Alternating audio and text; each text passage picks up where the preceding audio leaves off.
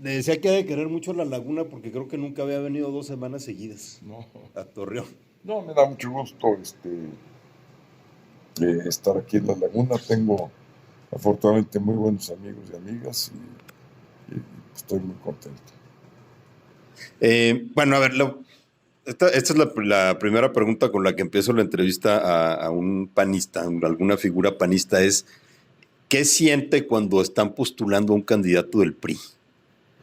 Es que estamos ayudando a México, que estamos en un trayecto de consolidar un cambio y qué es lo que debemos de hacer.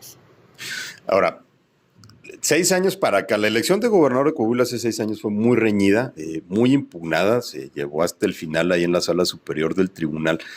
¿Qué le dice este cambio en las dinámicas, en los alineamientos políticos en el país? Es que yo creo que lo que hay que ver es cuál es el bien mayor de esto.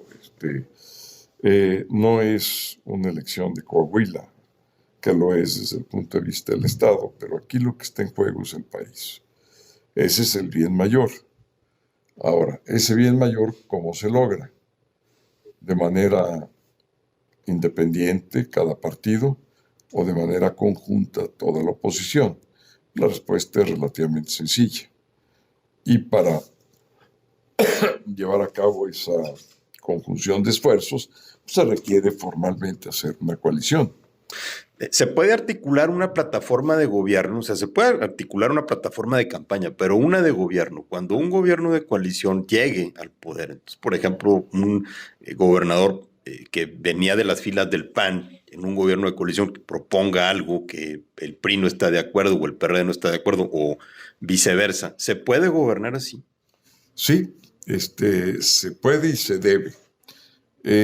Esto quizá es nuevo para nosotros, la integración de un gobierno de coalición, porque será la primera vez en la historia política que suceda.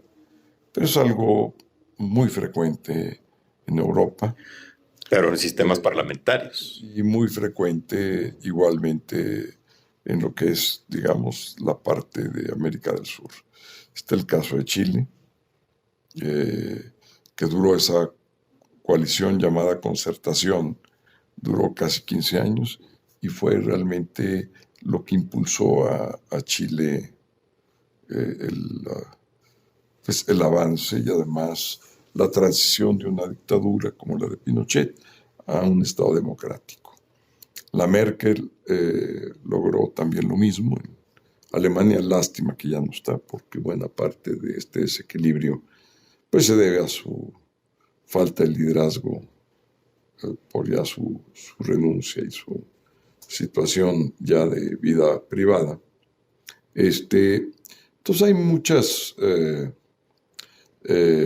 experiencias sobre gobiernos de coalición y lo que tenemos es que adaptar nuestro sistema presidencial a un sistema de coalición que va a implicar la parlamentarización del sistema necesariamente.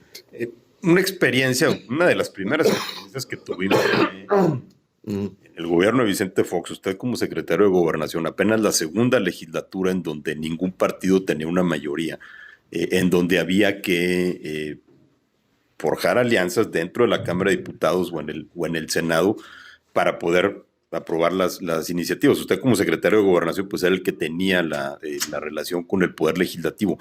¿Cómo calificaría esa experiencia? Pues es una experiencia, O sea, ¿fue exitosa? ¿La considera exitosa o faltó?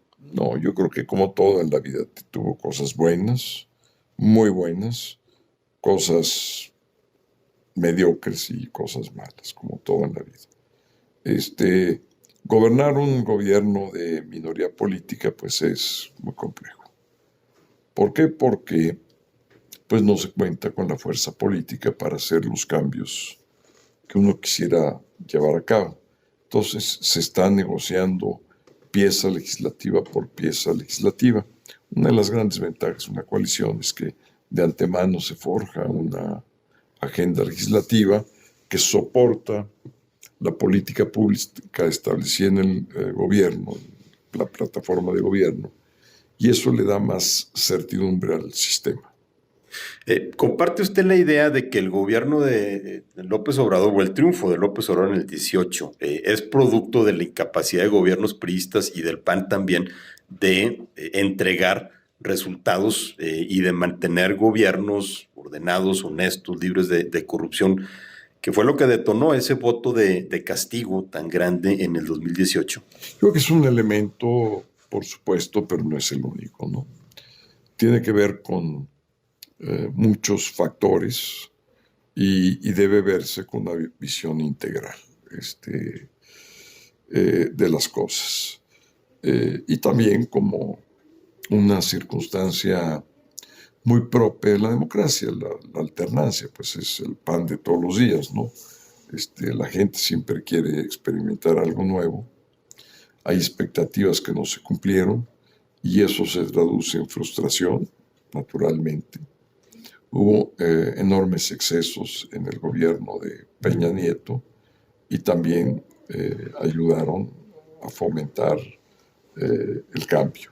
Igualmente hubo errores en nuestros gobiernos que pues, todo esto contribuye, pero también contribuye las propias circunstancias, no solamente del país, sino del mundo. En un mundo globalizado queremos respuestas en tiempo real y vienen toda una ola de políticos populistas que prometen hacer lo que no se ha podido hacer en décadas. Y la gente le cree. Y son mentiras y así acaban los países, y acaban las democracias.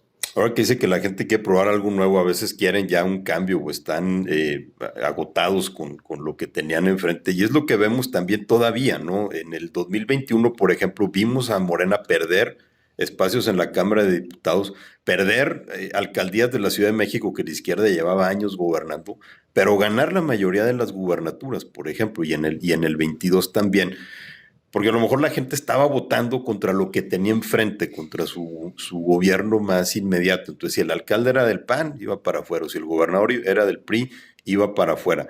¿Esa inercia todavía se mantiene? Sí, yo creo que en el plano local las reglas son otras, ¿no?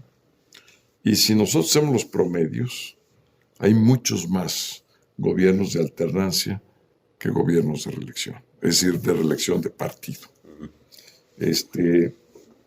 No recuerdo exactamente la proporción, pero debe ser una proporción de pues, casi 20 o 30 contra 70, 80 más o menos por ciento. La gente casi siempre opta por el cambio. Va a ser, usted ya ha declarado sus intenciones de lanzarse por la candidatura presidencial. ¿Qué es lo que le dice que en esta ocasión sí puede tener éxito a diferencia del 2006? Pues justamente las experiencias de elecciones pasadas y que han mediado pues, prácticamente 20 años de distancia. Y hay una experiencia acumulada no solamente de esa campaña, de muchas campañas exitosas que he podido yo o coordinar o ser delegado. Y además, pues por lo que puedo yo aportar al proceso, primero construyendo las alianzas, he construido muchas alianzas en mi vida, desde para hacer una pieza legislativa hasta para hacer alianzas electorales.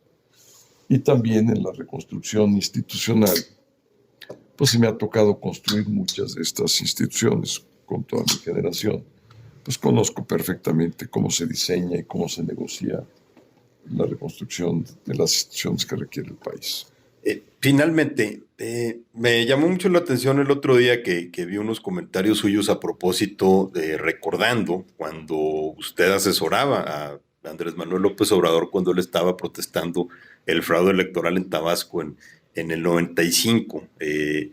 Y me acuerdo de cuando estaban esos episodios, fueron a la Cámara de Diputados, incluso muchos que estaban que hoy están en Morena, estaban en el PRI y se burlaban de ustedes. Me acuerdo de Ricardo Monreal, por ejemplo, que en ese entonces era priista.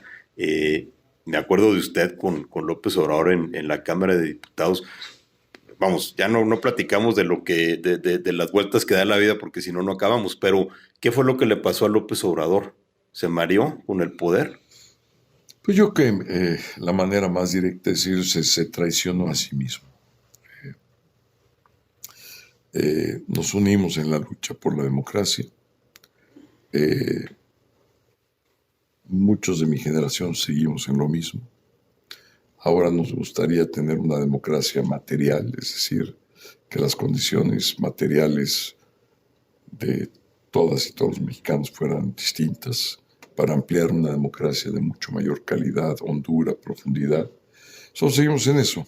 Él no. Él optó por el camino del autoritarismo, de la egolatría. Afloraron resentimientos que al menos yo en esa época no veía. Un carácter violento. En fin, fue aflorando, el poder fue desvistiendo a quién es López Obrador. Pues allá él y su responsabilidad. Muy bien. Santiago Krill, presidente de la Cámara de Diputados. Muchas gracias. Muchas gracias a ti.